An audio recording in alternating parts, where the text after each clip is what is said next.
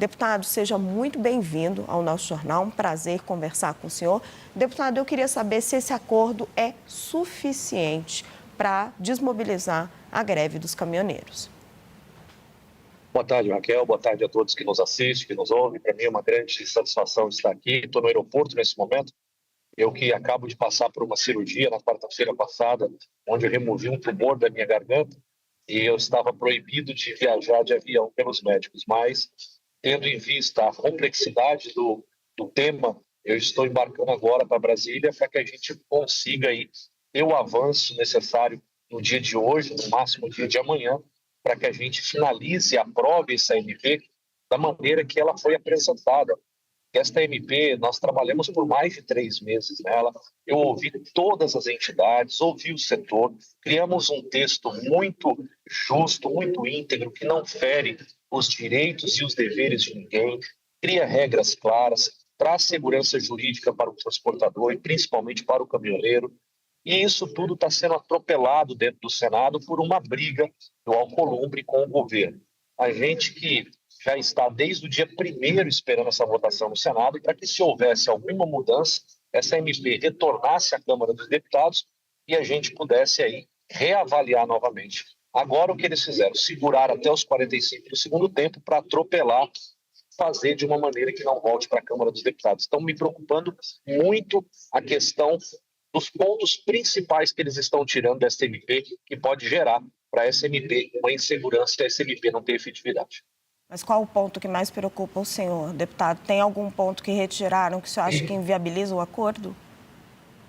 O que eles tiraram? Primeiro, eles estão tirando a questão da multa, que vai de 100 mil a 1 milhão. Eles querem tirar a multa mínima de 100 mil. Eles querem deixar uma multa lá aberta. A NTT vai decidir se multa a pessoa em R$ 100 ou se vai decidir se a pessoa será multada em 1 milhão.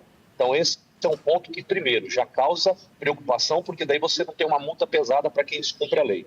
Segundo ponto, eles estão tirando dos quadros societários dos embargos, que seriam os cancelamentos e os bloqueios das RNTRC dos embarcadores, daqueles que cometerem crimes. Então, eles querem tirar os sócios. Então, por exemplo, se uma empresa X comete o crime, mas ela é sócia de uma empresa Y, a empresa Y pode continuar atuando. Essa empresa X vai ficar suspensa.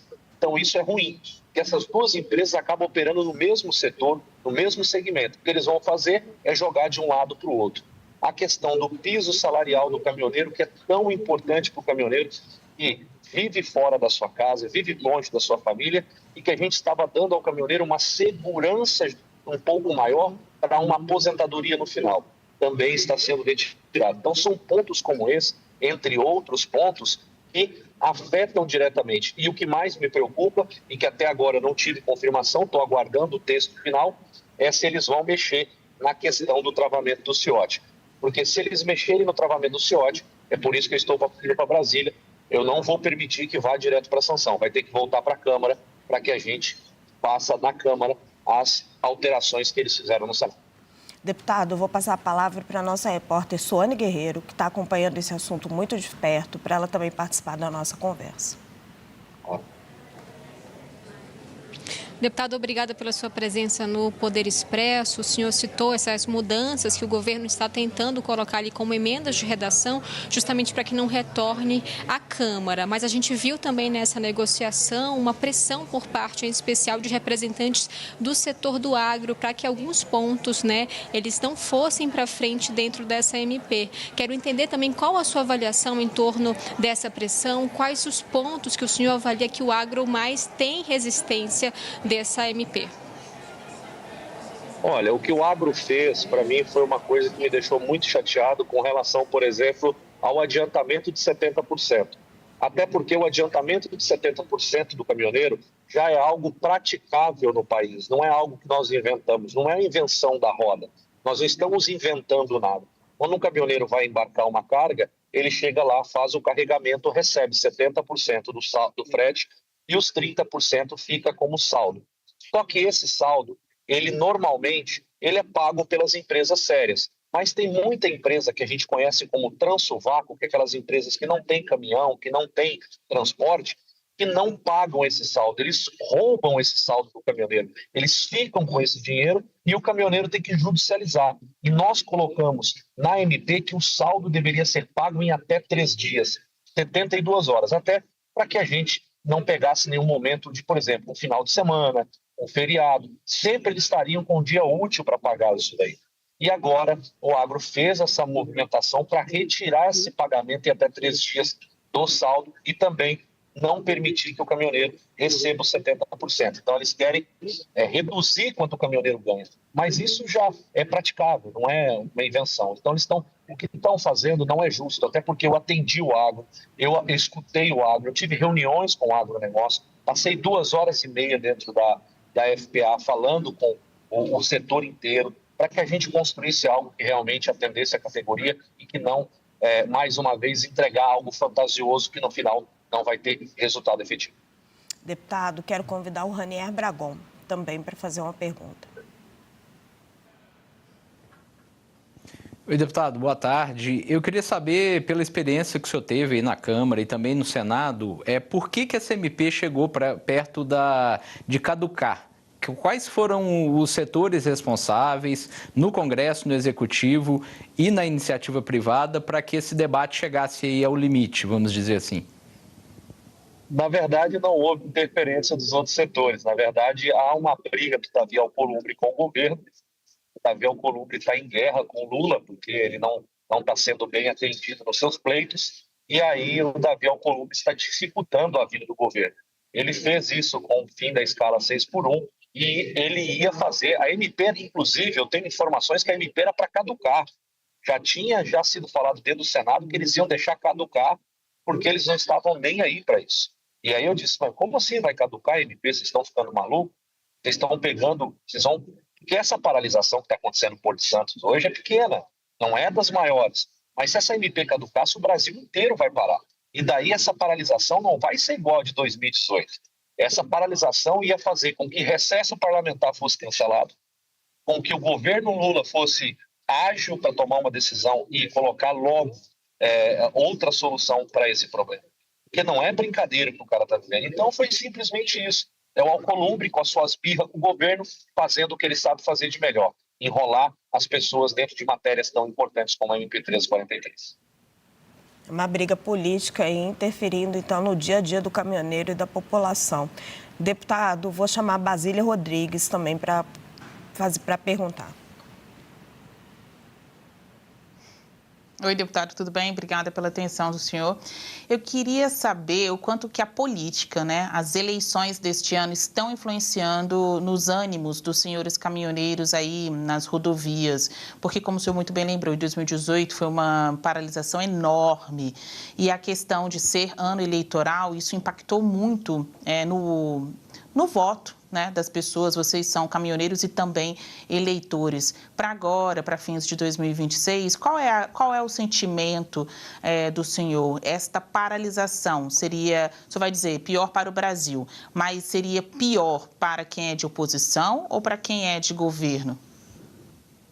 Literalmente uma paralisação dessa arrebenta com o governo do Lula, O Lula que já está passando dificuldades para conseguir apresentar resultados positivos aí do seu mandato. Se ele tem uma paralisação generalizada, onde o país inteiro fica parado, o rombo na economia que já passa aí dos seus trilhões, multiplicaria muito rápido, porque você tem uma economia parada, você cria um caos econômico para o país.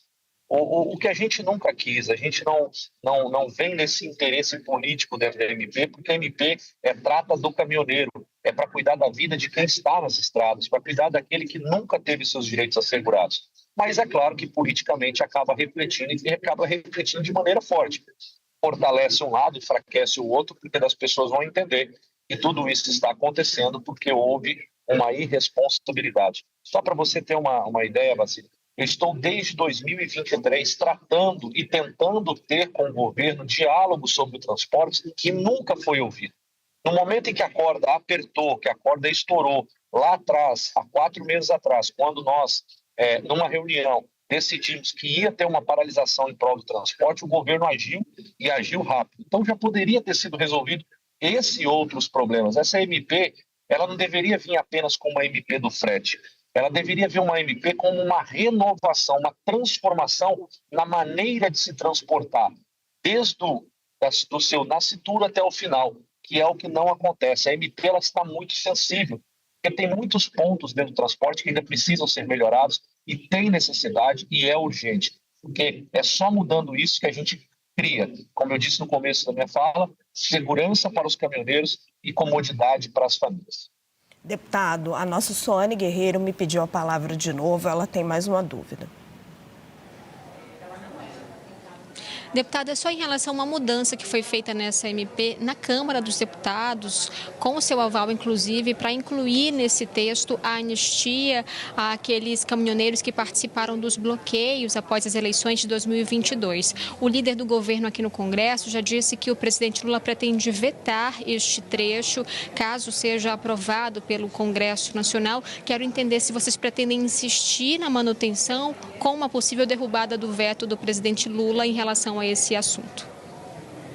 Com toda certeza, a anistia foi algo que nós colocamos no texto porque a gente tratou de vários tipos de anistia. Nós tratamos da anistia das multas de 2022, nós tratamos da anistia para os embarcadores que já chegam à casa dos 10 bilhões, nós tratamos da anistia das multas de balança, então nós tratamos de todas as anistias necessárias para o transporte nesse momento, para que fosse construída uma nova espinha dorsal e que daqui para frente, quem não siga regras, seja multado, tenha tem que pagar pelos seus atos. Mas o para trás a gente está deixando no esquecimento. Olha, todo mundo errou até aqui, todo mundo cometeu erros, então vamos tocar daqui para frente de maneira limpa. E o porquê que nós colocamos a anistia de 2022? Porque em 2022 não foram os caminhoneiros que pararam o Brasil. As pessoas foram para cima das BRs, as pessoas fizeram um acampamento e elas pararam as estradas. Então, o caminhoneiro se viu obrigado a estar parado naquele momento e depois recebeu multas milionárias. Tem caminhoneiro que foi multado em 3, 4 milhões de reais. Algo que é desumano e inconstitucional. Porque qualquer caminhoneiro que, se tiver condições de ter um bom jurídico, vai derrubar essas multas lá na frente, porque elas estão fora do padrão econômico daquela pessoa. Como que um caminhoneiro com um caminhão de 250 mil vai pagar 4 milhões de reais de multa? Então não tem muito sentido. Então a gente colocou para criar uma pacificação entre o judiciário e entre o transporte de cargas para que a gente tocasse a vida daqui para frente. Mas se o Lula vetar, vai passar pelo Congresso, porque não vai ser retirado do texto. Todas as informações que eu recebo até agora, essa parte não vai, mas eu já tenho informação que o Lula vai vetar e nós vamos derrubar esse veto no Congresso Nacional quando tiver a primeira reunião do Congresso Nacional, porque essa anistia é humanitária, não é lado A ou lado B. Porque tem caminhoneiros que votaram no Lula, tem caminhoneiros que são de esquerda e que receberam essa multa também. Não foram todos de direita que receberam. E todos os caminhoneiros que foram multados só estavam em cima da pista contra a sua própria vontade. Deputado, o senhor expôs vários pontos de divergência, mas parece que tem um acordo, finalmente, entre Lula e Davi Alcolumbre. Só para a gente encerrar, o senhor acha que esse acordo vai garantir a votação da MP ou esse acordo não vai garantir um encerramento dessa história e o Brasil corre o risco de entrar numa greve de caminhoneiros? Olha, eu recebi a informação agora, enquanto eu chegar no aeroporto, que vai ser pautado hoje, será votado hoje. Estou aguardando agora a pauta do Congresso do Senado ser apresentada como esta pauta no Senado e já ir para votação hoje. Quanto mais tempo eles passam para votar, mais está instigando outras regiões a parar. Então, a gente espera que hoje ainda seja votado. Esse acordo, como você bem disse, foi um acordo feito e a gente está aguardando o texto final para eu também dizer se esse acordo nós aceitaremos ou não, porque se eles retirarem pontos cardeais, eu não vou aceitar, daí a gente vai para cima para que volte para a Câmara dos Deputados, nem que a gente tenha que votar amanhã, e provavelmente será ou amanhã ou quinta, que serão os 2 últimos dias de sessão do Congresso Nacional. Entendido. Vamos aguardar, então. Quero agradecer muito a entrevista do deputado Zé Trovão, que é relator da Comissão Mista da MP do Frete. Deputado, muito obrigado e uma boa viagem para o senhor a Brasília. Obrigada por nos atender. Muito obrigado a vocês, Deus abençoe. Uma grande honra, estou sempre à disposição. Obrigada, deputado. E seguindo, o ministro das Relações Institucionais,